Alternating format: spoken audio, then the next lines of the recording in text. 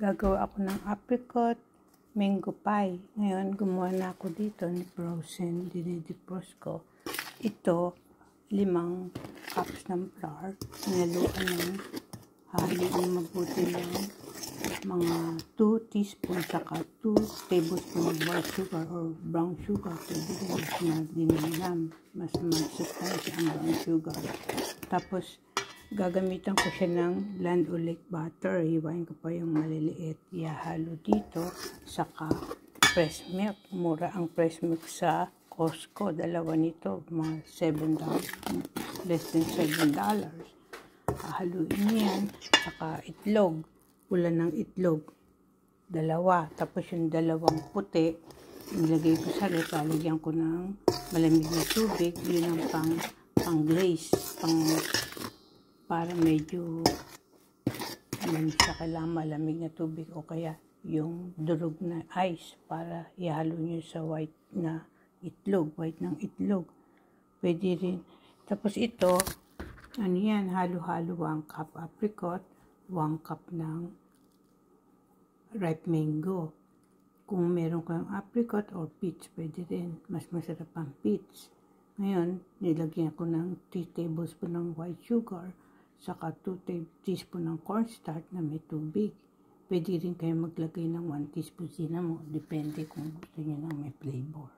Yan. Ngayon, pag maasim, titikman nyo. Pwede kayo magdagdag ng sugar. Yan. Ito naman, kailangan ninyo pag nagro-roll kayo, magpa-powder kayo sa lamesa ng harina para hindi dumikit. Ito naman, disposable gloves.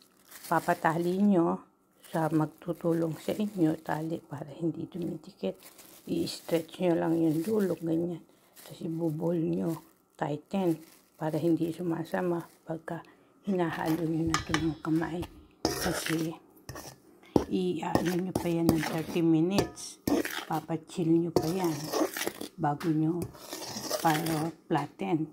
Bago nyo pagka nahalo-halo nyo na siya. Pati milk, magiging dough. Kasi pa-flatten nyo, makikreate kayo ng rectangle size ng kagaya ng mango pie. Tapos ipapalaman nyo ito. Tapos kakailanganin nyo ang tinidor sa dulo para mukhang peach mango pie or apricot mango pie. Okay? Tapos yung loob ng dough, ano nyo, papahiran nyo ng brush. Pwede kayong bumili ng bagong brush ng pampintura para mabilis-bilis pati labas. Punasan para malutong. Okay? Tapos fry nyo na. Okay, thank you for watching. Be sure to click subscribe to watch my old and upcoming videos. Thank you for watching. Bye.